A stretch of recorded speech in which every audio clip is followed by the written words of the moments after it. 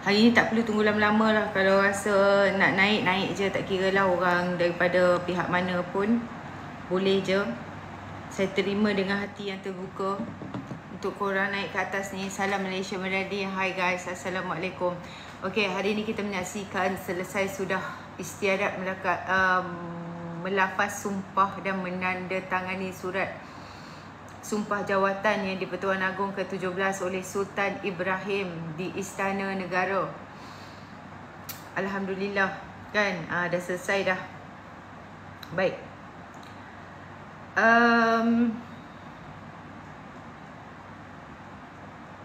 Saya nak katakan di sinilah, bila kita bercerita tentang rasuah, semalam kita menyaksikan indeks rasuah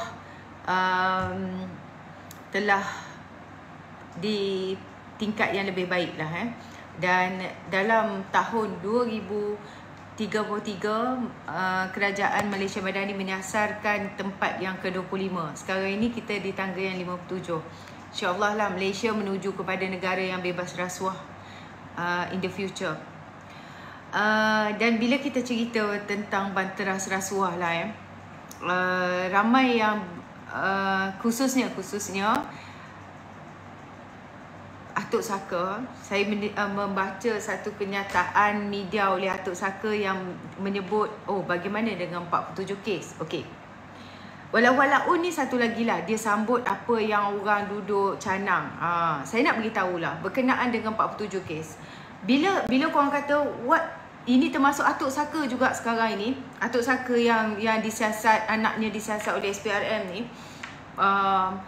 menanyakan berkenaan dengan 47 kes. Okey, saya tak sangkalah seorang yang bijak pandai menjadi orang nombor 1 dalam negara sampai tak tahu sampai begitu sekali. Padahal dia ni menggunakan saja ayat 47 kes tu.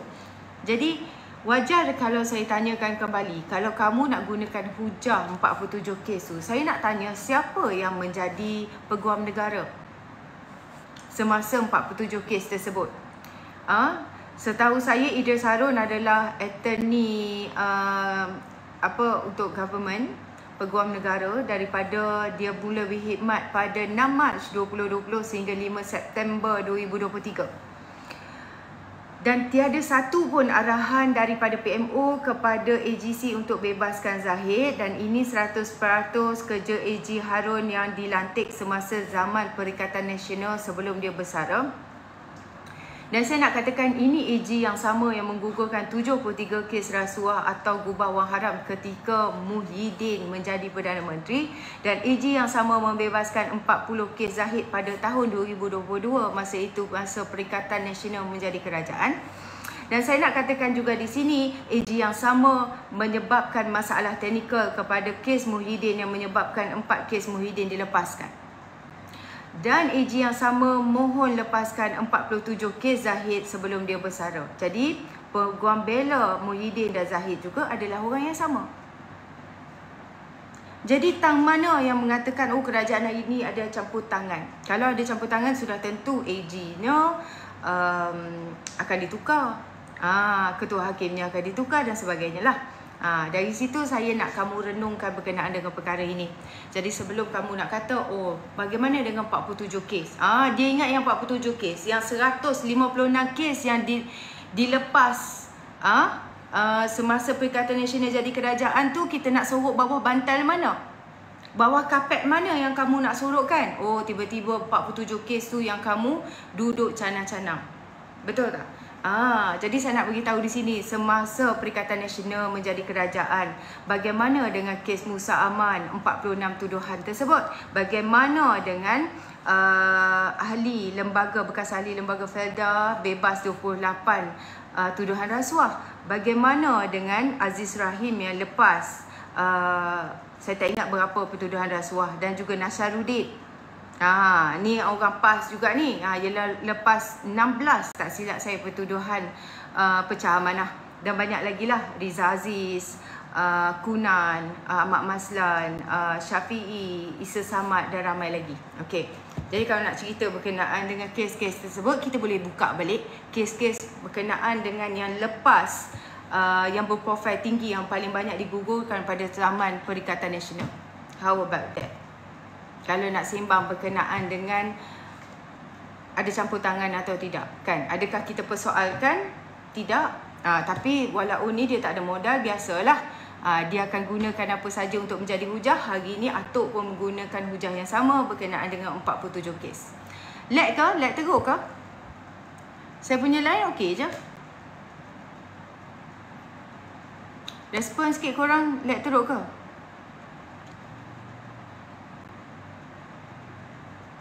Kalau dah okey, beritahu saya tahu. Dah okey? Dah clear? Okey, baik.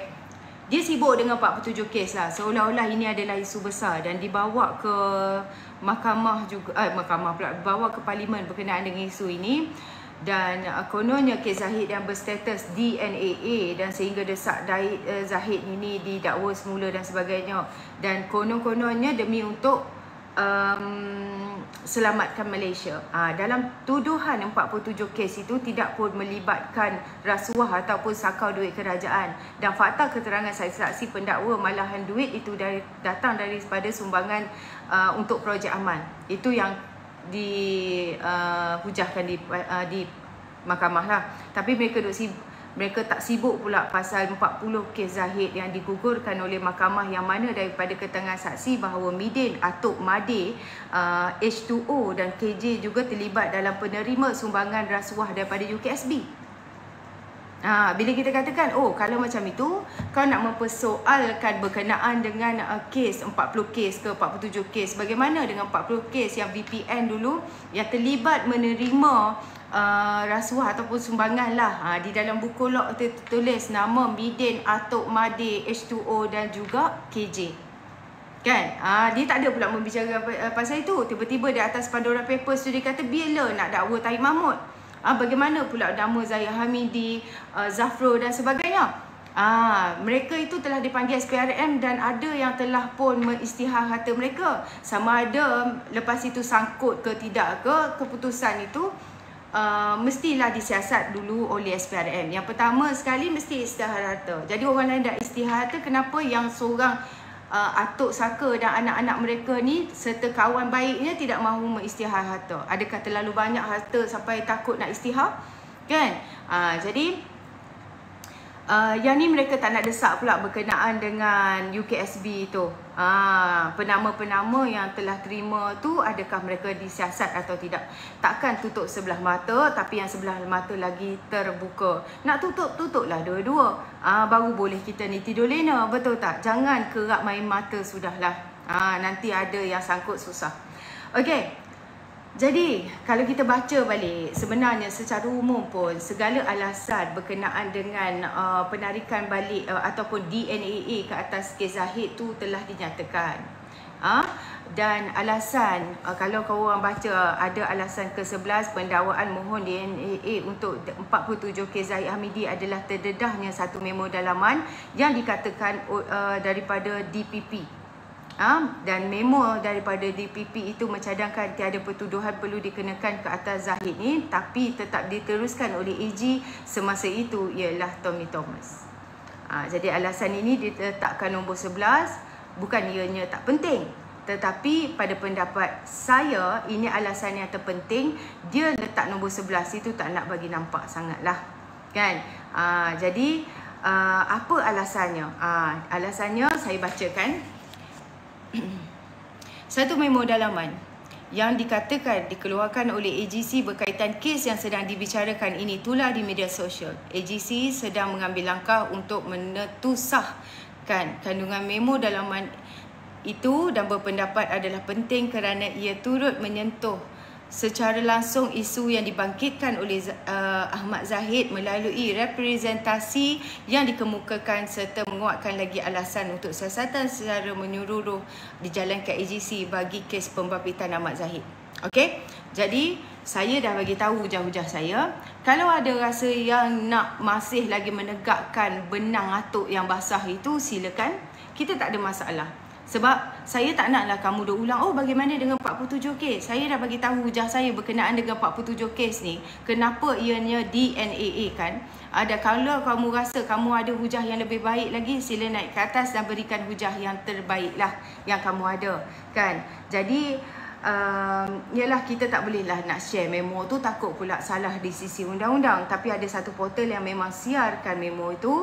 Mungkin korang mungkin boleh carilah kan, memo yang dikatakan tular di social media oleh DPP.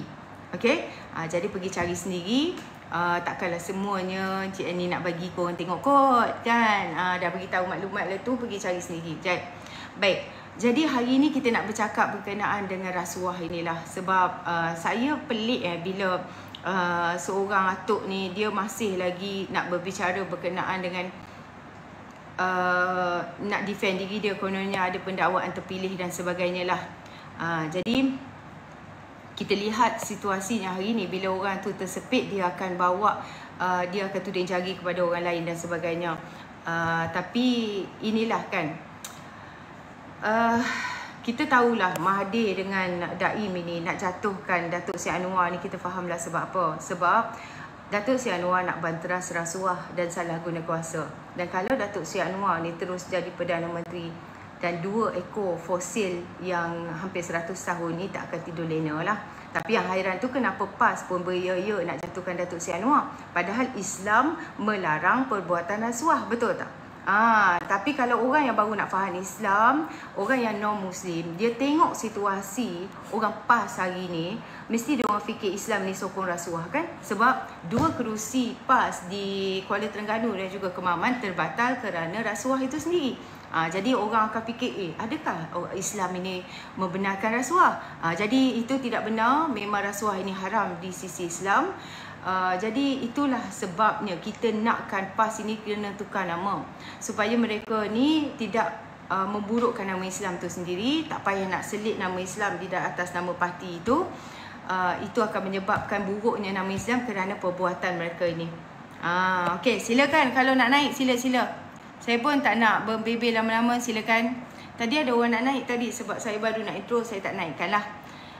Jadi kita tahulah Anwar Ibrahim dipecat pun sebab dia antara individu yang galak membanteras rasuah daripada tahun 97, even 95. 95 dia memang masa tu tengah aktif mengesan mereka yang merasuah itu sendiri. Dan September 1998, 5 tahun selepas dia dilantik sebagai menjadi Timbalan Perdana Menteri ni, dia disingkirkan daripada jawatan dan merengkuk dalam penjara.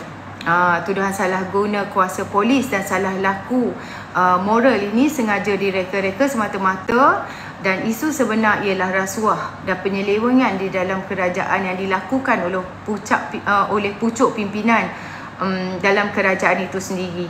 Dan Perdana Menteri dan Menteri-Menteri kanan yang semasa itu yang rapat dengan Perdana Menteri itu adalah pelaku utama mereka. Dan Anwar ni lancarkan perang kepada rasuah, perang lawan rasuah. Dan dia cuba melancarkan perang membasmi rasuah dan penyelewengan itu ketika tu dia memangku jawatan Perdana Menteri beberapa minggu ketika Mahathir ni bercuti di luar negara. Kan, naiklah, takkan nak suruh saya cerita sejarah kot. Come on, naik. Request. Saya tak tahu siapa yang nak naik. Silakan. Come on guys. Request.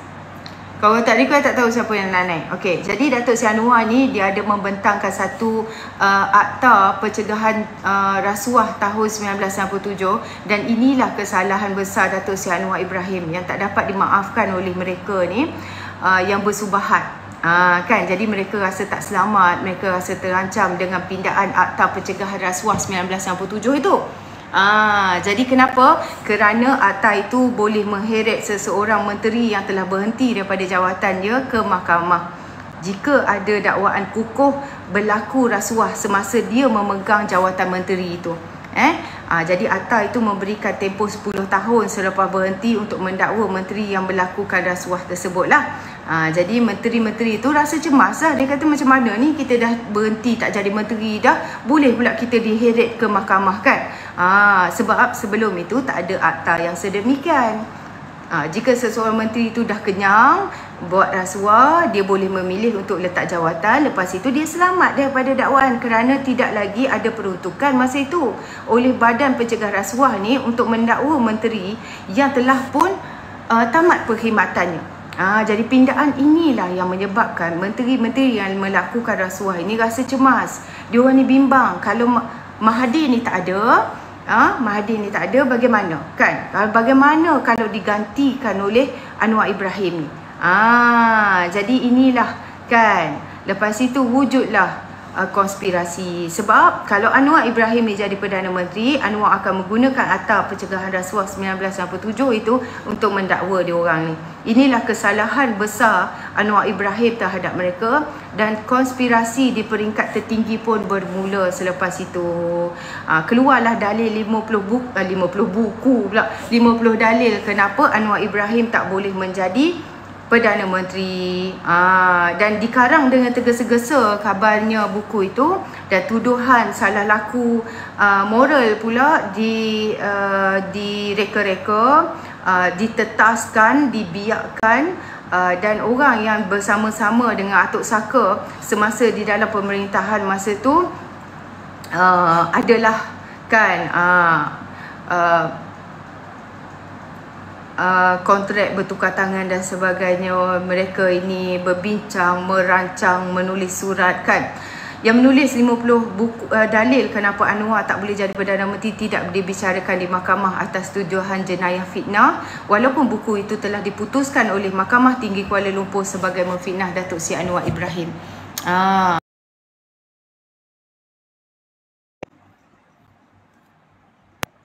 Okey, saya berhenti dululah bercerita, saya bagi orang lain bercakap pula lah. Kan, saya takut orang boring je dengar saya bercerita. Silakan Tok Adi. Baik, Assalamualaikum Yani, Bimbing, selamat malam. Tok Adi. Berkenaan dengan akta pindaan rasuah yang Datuk Seri Anwar gubal semasa dia memangku jawatan Perdana Menteri tahun 1997. Pada masa itu memang pindaan akta ini sangat digeruni layani oleh menteri-menteri yang sedang memangku jawatan pada masa itu. Dan akhirnya setelah kembalinya Tun M daripada percutian dia di London, mulalah seksok ini berbicara di tepi-tepi daripada kabinet itu sendiri. Yang konon-kononnya Datuk Seri Anwar ini telah melakukan satu tindakan yang akan menzalimi mereka. Jadi oleh sebab itu, macam yang dicakap Khalid Jeffrey telah mengeluarkan buku 50 dalil kenapa Anwar tidak boleh menjadi Perdana Menteri pada masa itu. Okey, rentetan daripada ini juga dalam satu ucapan di Damansara ataupun di Sungai Buloh, saya tak ingat, Datuk Seri Anwar ada satu ucapan perasmian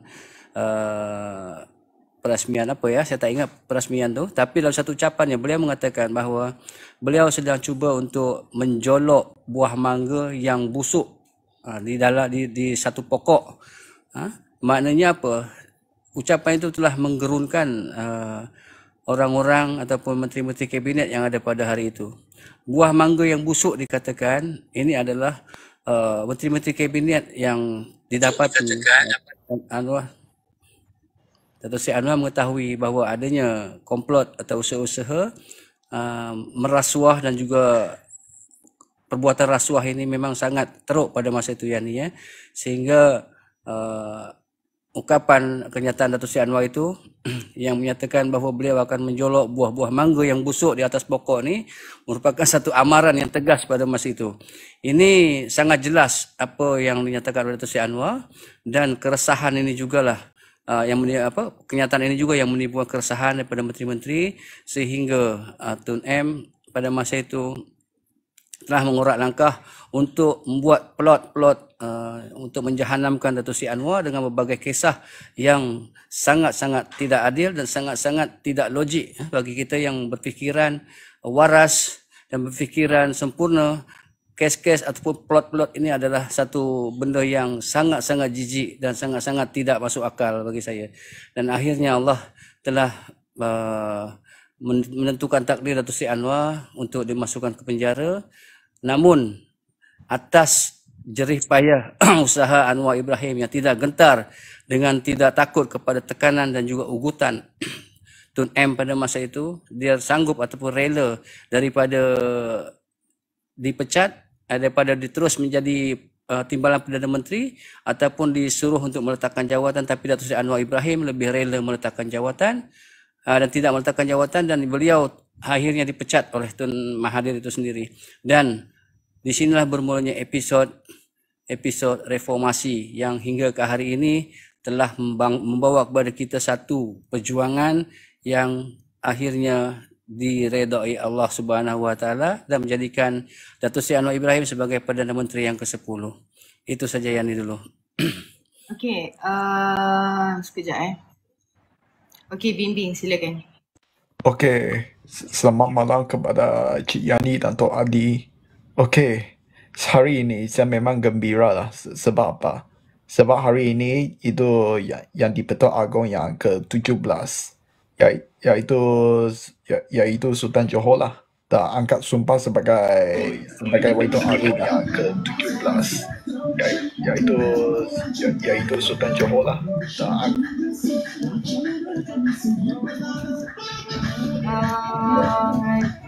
Yosiam Okey, tutup mic. Tutup sekejap mic you, Yosiamen. Okey, saya teruskan. Okey, dan saya ni memang gembira sebab itu Sultan Johor ni dia adalah seorang yang lebih dia adalah seorang raja yang sangat bijak, dan bukan itu saja, dia pun dan bukan itu saja, baginda pun dah titah untuk bawa itu sistem dan rasuah mesti dibersihkan. Jadi ini bermaksudnya itu puak-puak yang tebuk atap ni, yang nak tebuk atap, dan juga itu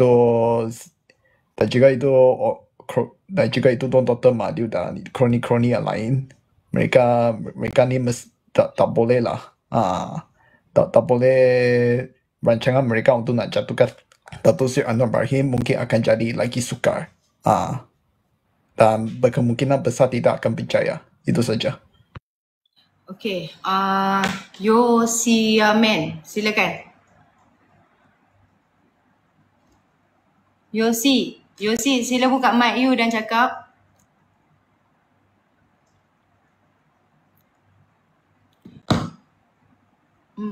Tak faham lah. Okeylah. Saya kan, kalau kita tengok macam semalam lah, ada seorang penjawat awam. Mula-mula kita ingatkan dia menyamar, tapi rupanya betul-betul penjawat awam. Dan bila ada pegawai kerajaan sendiri yang memburukkan kerajaan perpaduan ni, ini adalah satu kisah sedih lah. Bagi aku tak pelik sebab Datuk Seri Anwar ni tegas terhadap rasuah. Mereka ni pula jenis yang yalah kan nak bermewah. Gaji tak sepadan dengan kemewahan mereka. Faham maksud saya Jadi bila PMX bantras rasuah dan tentulah pendapatan mereka ini akan terjejas, dan sebab itulah kadang-kadang mereka tak suka kalau kehidupan mereka ni berubah ke arah yang lebih jujur lah. Senang cerita, bebas rasuah kan. Jadi hari ni pun kita ada seorang agung yang baru yang membenci rasuah juga, dan insya-Allah lah kita tengoklah bagaimana masa kehadapan ini, dan kita kena belajar sesuatu lah untuk daripada Perdana Menteri yang Datuk Seri Anwar Ibrahim ni. Dia siapa orang government tu semalam ada seorang polis, ternyata dia ni memang polis, dan dikenal orang-orang di Bukit Aman tu. Dia pun mengaku dia memang bekerja di Bukit Aman, bertugas di Bukit Aman. Tahu semalam. Jadi itulah, ada yang bertanya di bawah, kalau yang tengok-tengok, bayangkan 2,000 lebih mata yang memandang, 1,200 orang yang memandang di YouTube. Jadi kalau yang ketinggalan tu, tengok balik video yang semalam. Korang boleh dengar lah cerita berkenaan dengan semalam. Boleh rewind balik. Dan kerajaan hari ini terpaksalah mengambil tindakan yang tak popular. Dan Daluli Yang Maha Mulia Sultan Abdullah mengatakan bahawa bertitah dan berpesan kerajaan perlu mengambil langkah tidak popular untuk selamatkan negara kita, tapi dalam masa yang sama kita perlu perjelaskan. Sama dengan apa yang PMS lakukan, walaupun beliau tahu akan teruk dikritik, tapi diri dia tak ada pilihan selain daripada selamatkan negara kita ni daripada muflis. Ia soal masa depan anak cucu kita dan bukan soal untuk terus menjadi Perdana Menteri pada PRU yang ke-16. Dan apa kaitan yang kita katakan dengan yang sebentar tadi, seperti pejabat awam yang tidak suka kepada pimpinan ini dan sebagainya. Ya, rakyat yang mengkritik tidak akan nampak apa yang kerajaan buat sekarang di bawah pemerintahan PMS dengan langkah yang tidak popular yang dibuat oleh beliau. Tetapi mereka akan faham, thank you Fahmi, mereka akan faham dan mereka akan lupakan kritikan ini bila dah nampak hasil nanti. Dan bila Agong mengatakan bahawa kerajaan perlu perjelaskan, maksudnya baginda tahulah apa yang dilakukan kerajaan ini sangat baik untuk masa depan negara. Cuma tim media kerajaan perlu lebih berperanan besar. Kan? Kerjasama antara tim media dan kementerian mesti bersatu padulah. Tim media dan kementerian mesti ambil langkah 10 ke hadapan. Maksudnya sebelum pengumuman oleh mana-mana kementerian, kita perlu berikan penjelasan dahulu hasrat dan keputusan yang ingin dibuat oleh kerajaan itu. Dan media mesti berperanan menyampaikan maklumat dan dasar kerajaan biar rakyat faham, dan kita di sini sentiasa memberikan penerangan dan komunikasi dua hala lah antara pendengar dan juga yang tidak menyokong. Kan senang cerita. Dan pada masa yang sama, satu mekanisme polisi ataupun perubahan itu perlu lengkap sebelum dimaklumkan. Jangan kita ni nanti terpinga-pinga kan, benda yang tak pas, yang tak soheh dan tak solid lagi kita dah war-warkan. Jadi media kerajaan sama ada mainstream ke media sosial ke perlu kuatlah dalam memberikan publicity. Dan kita tahu impaknya dalam masa 3 hingga ke 10 tahun akan datang, dan rakyat perlu diberi kesedaran. Sekarang ni kalau kita tengok mereka ni sentiasa dimomokkan, dihasut dan juga diberi penjelasan yang tidak benar lah. Kan kadang-kadang diorang ni diorang pegang moto yang simple aja. If you cannot convince them, confuse them. So apa saja pembaharuan memang akan dihujani dengan kritikan dahulu,